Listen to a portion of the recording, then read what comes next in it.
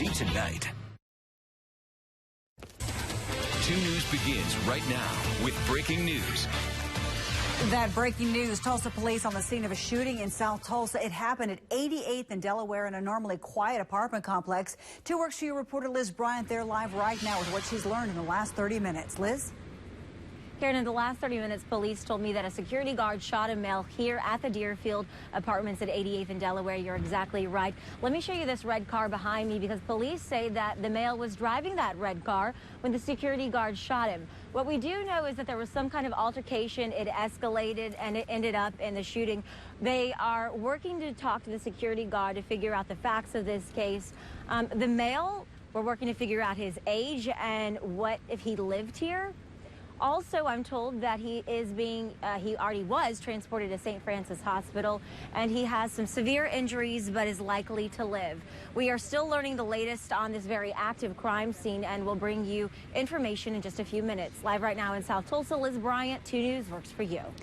All right, thank you, Liz. We'll certainly keep tracking that. Also tonight, we are tracking severe weather moving into Green Country right now. We want to show you we've got snow up in the Talala area, and take a look at these temperatures. Look at that, 26 in Owasso and Claremore, 28 over in Wagner, and 24 up in Coffeyville. Right now, our Storm Shield Chief Meteorologist Brett Anthony joining us. And Brett, everyone wants to know how long these bitterly cold temperatures are going to last. Well, fortunately, Karen, not long, just tomorrow, and then we're just taking off in the temperatures into the 60s by Friday.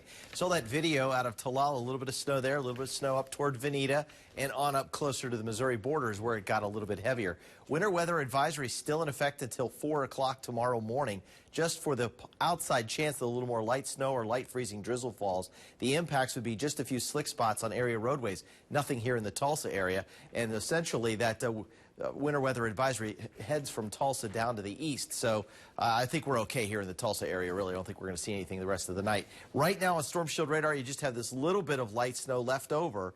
Now that it's crossed over Interstate 44, it's fallen apart as it heads toward Pryor Creek. So it's not even going to make it down to Talala or Wagner or anything like that. But you can see just that little bit of snow that moved through Talala and, of course, through Veneta. Jenks, right now, the winds howling out of the north. And this is really the big story for tomorrow morning, not the roads. They'll be fine tomorrow morning. But it feels right now like it's 13 in Tulsa. It's going to feel like it's about 5 to 10 above. Of course, coming up, we'll take a look at the rest of the forecast in just a few minutes. All right, thank you, Brett. And 2 News always online with your Storm Shield forecast. Our weather app is available for both your Apple and your Android devices. It works just like a weather radio. It's very handy to alert you when severe weather strikes in your area. Well, you know, it has been around for more than 50 years now. Our Lady of Sorrows Convent is really a staple in Green Country's Catholic history. But now it's slated for demolition to make way for future development. Only on 2, the latest from 2 Works for You reporter Nathan Edwards.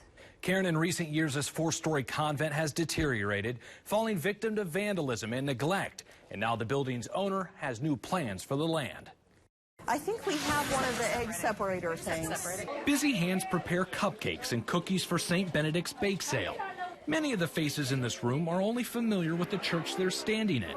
But for their youth director, Deb Malcolm, she remembers the short time when it was part of Our Lady of Sorrows Convent. Whenever I would drive by, I still had many fond memories of when I was a 3rd and 4th grader. Even though it was decades ago, Deb still remembers the convent chapel like it was yesterday. I remember it being a very beautiful facility, lots of marble and stained glass, inspiring for worship.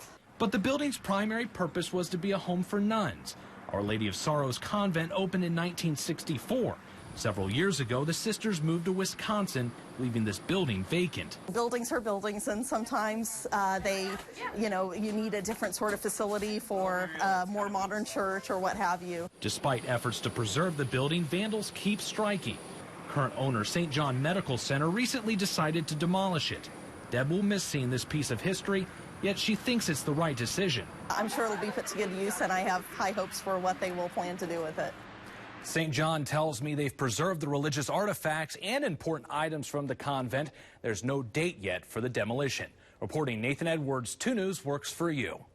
Thank you, Nathan. New details tonight about those tense moments at the state capitol this afternoon. Letters went to the House of Representatives where someone thought they saw powder fall out of one of the packages. Well, that triggered OHP to move in and call for a lockdown.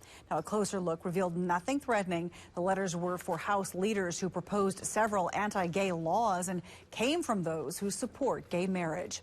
The Oklahoma Corporation Commission orders an injection well in northern Oklahoma to shut down. The reason: several earthquakes shook the area, including a 4.1 magnitude quake that hit on Friday.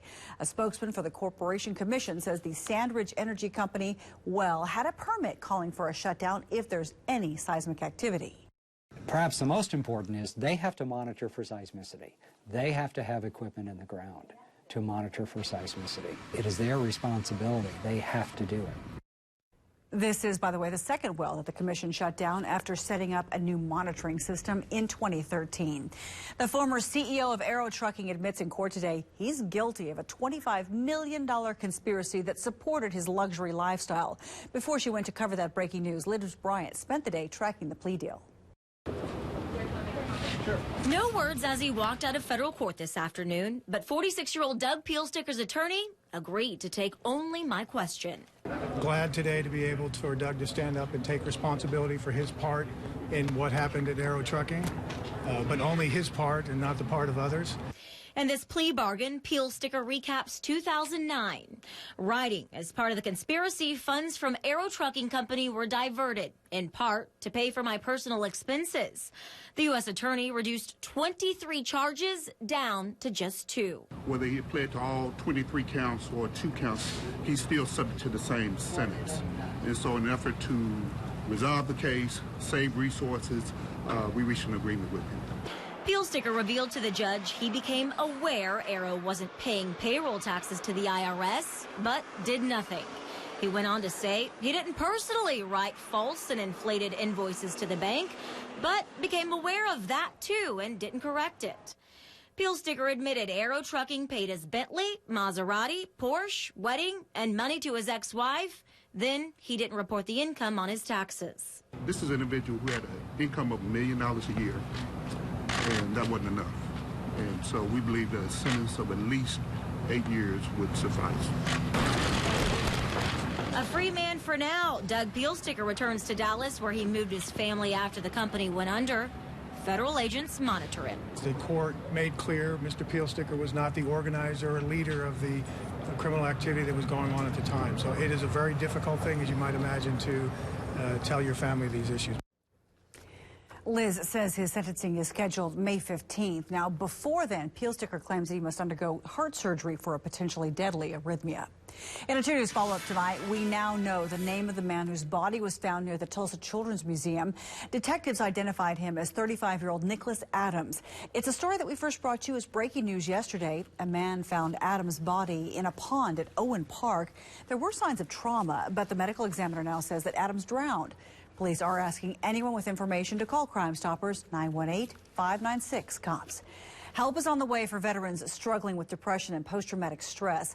A bill passing the Senate this week is on its way to the president's desk. The Clay Hunt Suicide Prevention Act will help give more resources to veterans, a problem very evident here in Oklahoma. The group Oklahoma Watch found the suicide rate for vets here is nearly twice the rate as civilians. And what's a life worth? What's several lives worth a year if we can reach out and help those veterans? The bill nearly passed last year, but Senator Tom Coburn blocked it. He said there were no spending cuts to balance the costs. Now that Dr. Coburn is retired, the bill passed the Senate unanimously this week, and the president is expected to sign it. Well, new at 10, drones are so popular, Oklahoma lawmakers are filing legislation to regulate them. The bill would prohibit law enforcement from using unmanned aerial vehicles without a search warrant. The author says it's to protect the privacy rights of Oklahomans and to prevent unreasonable searches. The FAA also expected to propose rules governing the use of drones this fall. Well, the incoming Tulsa school superintendent is preparing for another busy day tomorrow. Dr. Gist had a full day of meeting and greeting teachers and students. She was chosen just Monday to be the next school superintendent in Tulsa. A number of teachers expressed some concerns about her, but Dr. Gist tells us she doesn't believe they have all the facts and she will win them over. But I most importantly want them to watch because I think it's one thing for me to say that I'm going to work with them, and it's another thing for me to actually lead in that way. The contract is still being negotiated, but Dr. Gist is expected to take over as TPS superintendent this summer. Breaking news out of South Tulsa. This is a live picture of the scene right now. Police there. Our Liz Bryant is there too, gathering the latest information for us.